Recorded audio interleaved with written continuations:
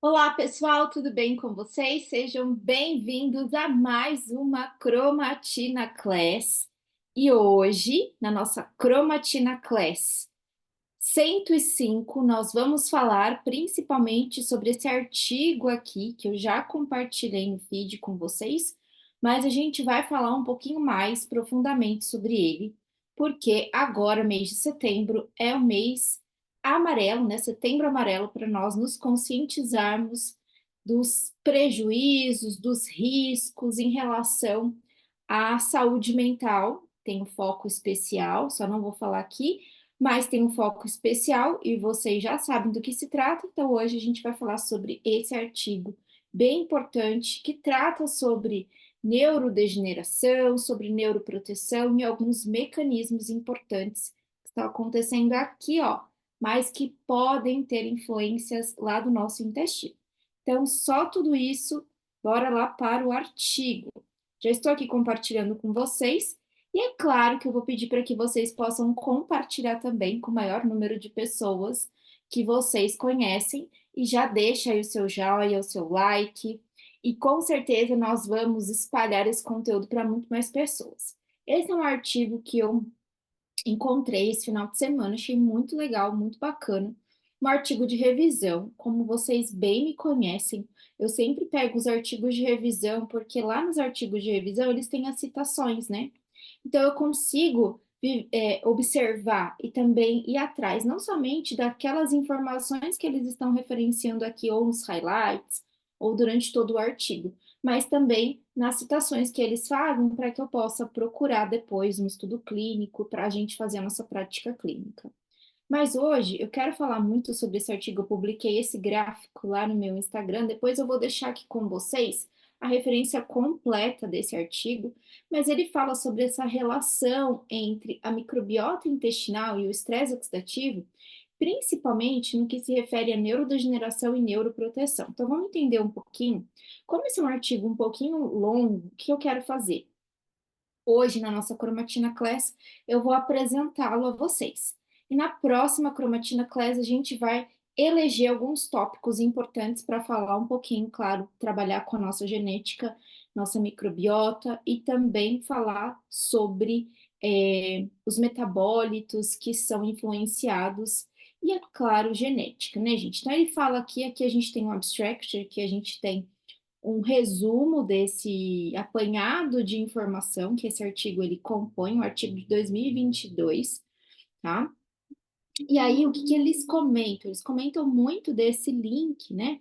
Mais uma vez, esse link, gente, olha, um link chamado de gut brain, né? Então, o perfil aqui da microbiota em relação ao cérebro, em relação às funções mentais, cerebrais, e esse link importante no estresse oxidativo que leva a um processo de neurodegeneração. Então, isso não quer dizer que eu estou me relacionando aqui, ou que eles vão falar somente, por exemplo, daquele pacientinho que é mais velho, um pacientinho que está na idade, né, que já é um paciente idoso e que já tem vários comprometimentos. Não é só sobre isso, porque esse estresse oxidativo pode estar acontecendo nesse exato momento conosco, mesmo jovens, mesmo adolescentes, mesmo adultos, nós podemos vivenciar esse processo oxidativo. Então, ele comenta um pouquinho, e ele fala aqui sobre as principais sinalizações que nós temos a respeito do sistema nervoso, né? Então, o sistema nervoso entérico, conhecido como nosso segundo cérebro, mostrando aqui um papel importante nesse link bidirecional. Então, não é somente o eixo cérebro-intestino, mas é o eixo intestino-cérebro, que vai ser impactado pelas características do nosso trato gastrointestinal, e isso vai ser importante porque você também tem um impacto a nível do sistema nervoso central. Ele comenta a respeito dessa comunicação entérica, principalmente via nervo vago, e aí a gente tem uma participação endócrina, uma sinalização imunológica, tudo isso para contribuir para um bom status de saúde intestinal. Claro que se eu tiver uma modulação, tudo isso pode potencializar um estímulo de melhora, e quando a gente fala de modulação, a gente está falando para condições de criação de um ambiente saudável, né? E ele comenta também, além de comentar sobre os aspectos importantes de resposta imunológica, de regulação do metabolismo, a gente tem envolvimento também de outros tecidos e, claro, fatores ambientais, como dieta, uso de medicamentos, né, a própria idade do indivíduo e condições genéticas. Então, a idade e condição genética a gente não consegue mudar, mas a gente consegue identificar esses fatores de risco para tentar possibilitar algum tipo de modulação. Ele vai falar um pouquinho sobre essa influência, por exemplo, na zonulina, né? Ele vai falar dessa influência na zonulina e também em relação à própria barreira, né, hematoencefálica e também dessa comparação que a gente tem entre, por exemplo, sabe as time junctions que a gente vê no intestino? Então, o intestino ele precisa ter proteínas que vão possibilitar adesão entre as células, como se fosse uma cola, né? Como se fosse ali uma proteína que vai favorecer o quê? Uma integridade desse tecido, dificultando a translocação bacteriana, dificultando alterações de permeabilidade. Lá na barreira hematoencefálica, a gente também tem proteínas importantes para favorecer essa adesão. E aí a gente começa a identificar, e isso é um conhecimento que não é tão antigo, apesar de que eu tenho alguns indícios de estudiosos, né, com a primeira hipótese mostrando essa relação entre bactérias intestinais e doenças neurológicas desde a década de 90, né? Década de 90, não, 1900, desde 1900. Então, isso é importante por quê? Porque a gente está falando de um raciocínio que ele não é tão recente, mas os achados, as pesquisas, os resultados deles são mais recentes. Então, essas características muito parecidas entre intestino e cérebro, será que levam algum indício de que nós precisamos observar com mais critérios e observar com muito mais propriedade esses dois tecidos? Será que eles têm essas similaridades e isso não é à toa, não é por acaso, né? O que que impacta essas similaridades? Isso é importante também. Então, como eu disse para vocês, essas doenças neurodegenerativas, elas tiveram ali a primeira hipótese sendo postulada por pesquisadores lá na época de 1900, eu falei 1900, né, década de 90, não, 1900, e aí a gente começa a ter uma reação importante, por quê? Porque eles começaram também a observar, e isso já é muito conhecido nos dias atuais, a respeito da produção de espécies reativas de oxigênio. Então, eu tenho um estresse oxidativo importante causado pelo meu próprio corpo, no sentido de que eu preciso metabolizar algumas substâncias que eu tenho contato, e eu também tenho deficiências nutricionais que estão envolvidas com essa propriedade mais efetiva ou menos efetiva de enzimas antioxidantes, por exemplo. Além disso, eu ainda tenho polimorfismos genéticos que podem contribuir para que eu tenha dificuldade nessa resposta. E isso promove uma neuroinflamação, uma disruptura no metabolismo energético, e isso pode afetar, inclusive, principalmente, tudo que a gente conhece ali do nosso microbioma intestinal, por exemplo, né? E, claro, essa composição do nosso microbioma está totalmente associada com o nosso perfil de saúde e doença. Então, são vários fatores que nos levam a essas características. No artigo, eles vão citar aqui algumas intervenções, tá? Então, aqui a gente pode, eles falam um pouquinho sobre qual seria o foco, então, doenças como Alzheimer, Parkinson, né? E algumas alterações ali de traumas a nível cerebral. Eles falam um pouquinho sobre o perfil de neuroproteção de algumas bactérias, né, de algumas espécies, e isso é importante, por quê? Porque a gente tem um perfil mais prático, mas só tomar um cuidado, que tem muitos artigos que vão trabalhar com células, que vão trabalhar, por exemplo, com modelos animais, então tomar um pouquinho de cuidado.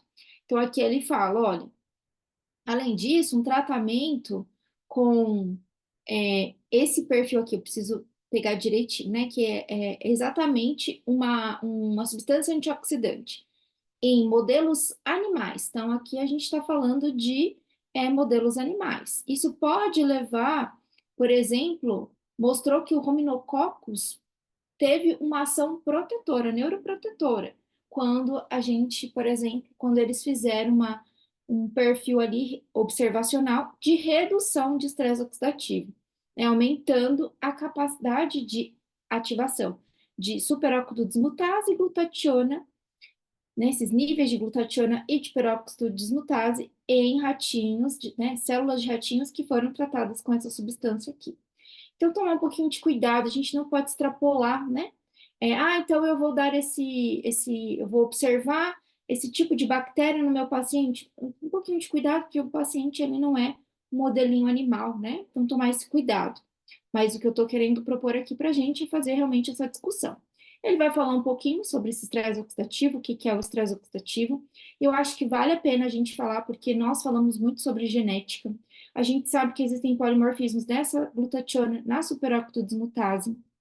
Ele vai falar também sobre alterações no transporte de elétrons lá nas mitocôndrias, então essa cadeia de transporte de elétrons alterada. Isso, gente, é muito importante. A gente já falou de várias condições importantes. Em algum momento aqui dos vídeos, nós comentamos a respeito de alteração mitocondrial. Então, será que essas doenças também estão correlacionadas com alterações mitocondriais, né? Muito provavelmente, né? E aí a gente também tem a participação de alguns genes importantes, como a monoamina oxidase. Então, ele comenta a respeito de alguns fatores que podem influenciar. O que eu queria hoje mostrar para vocês, porque a gente vai esmiuçar esse artigo, tá bom? Então, fiquem bem tranquilos, eu vou deixar aqui a referência para vocês, porque vocês, óbvio, vão querer buscar mais informações, mas o que eu queria mostrar para vocês, ó, por que que o cérebro ele é tão vulnerável a esse estresse oxidativo? Então, ele vai contar um pouquinho, né?